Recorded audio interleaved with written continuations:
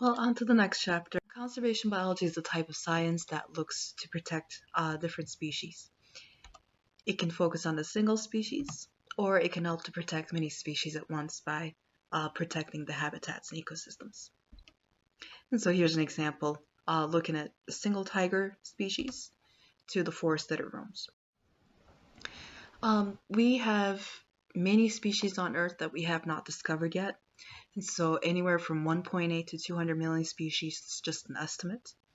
Because we have not discovered all the species yet, it's very difficult to estimate the loss of the species. And so here are just some estimates. Species loss may be 1,000 times higher than in the past 100,000 years. Now, because we have not discovered many of these species, we don't know the benefits that they may provide to us. So here's an example, this plant at the bottom, this picture. This plant from the Amazon, it's actually used to provide us with anti-cancer drugs. So there may be many different species out there that may be helpful to us. And so that's a very good reason on why we should protect ecosystems. We need to know the difference between endangered species and threatened species. Endangered species know that it's in danger of extinction. The Endangered Species Act helps to protect the endangered species from becoming extinct. And then threatened species, these are likely to become endangered in the future. I have here pictures of clouded leopards. I actually worked on clouded leopard anatomy for my research. But yeah, so they're very, very endangered. They're native to Southeast Asia, and the people native there, they think that they have some medicinal properties, so they go and hunt them, but it's really not really medicinal. It's just they're being hunted to extinction, unfortunately. Here's another example, coral reefs.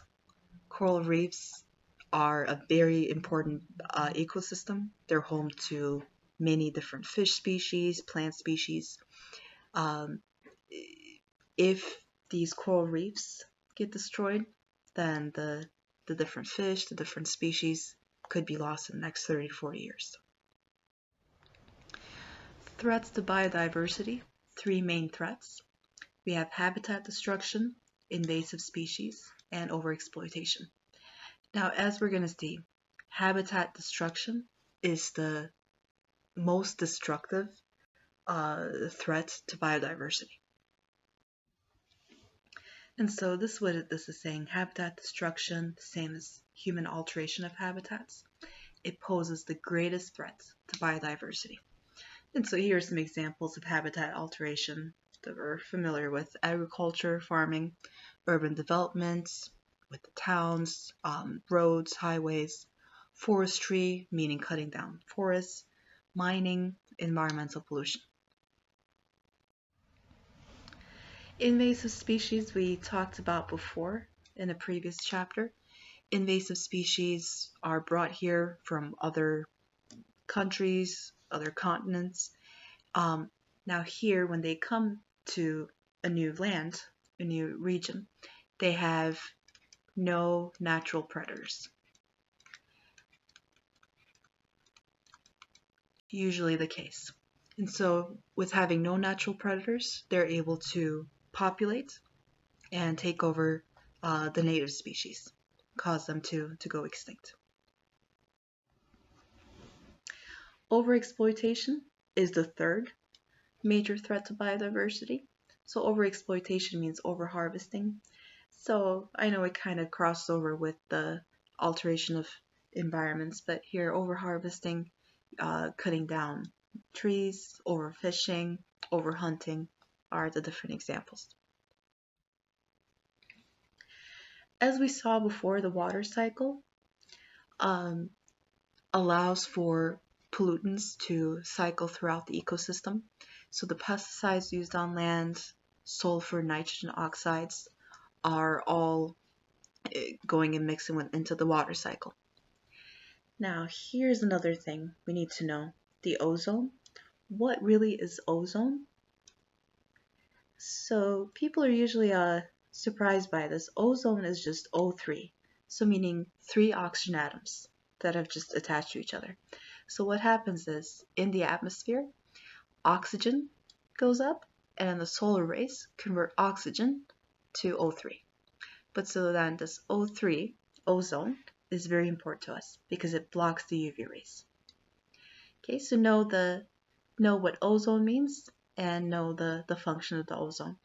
I'm not going to ask you this word, but here chlorofluorocarbons from the aerosol cans actually tend to reduce the ozone formation in the atmosphere. Instead, the ozone leads to the opening up. Global temperatures have risen quite a bit in the last 100 years because of the pollution that we have emitted into the atmosphere. And so global warming can be seen if its effects can be seen shrinking the sea ice, thinning the ice sheets, melting the permafrost. So here's an example of a glacier park in Montana. So you can see at the pictures in 1938 versus now. And so here today is just a nice lake, but it used to be just frozen before.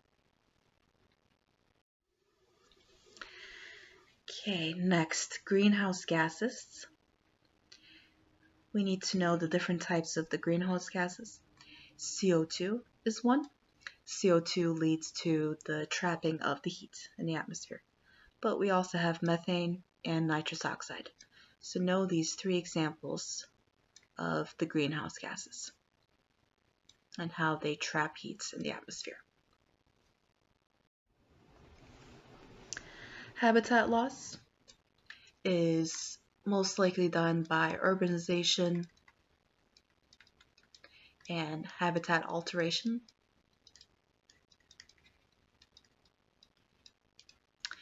And so isolating portions of the populations, so especially highways, are very much responsible for isolating populations.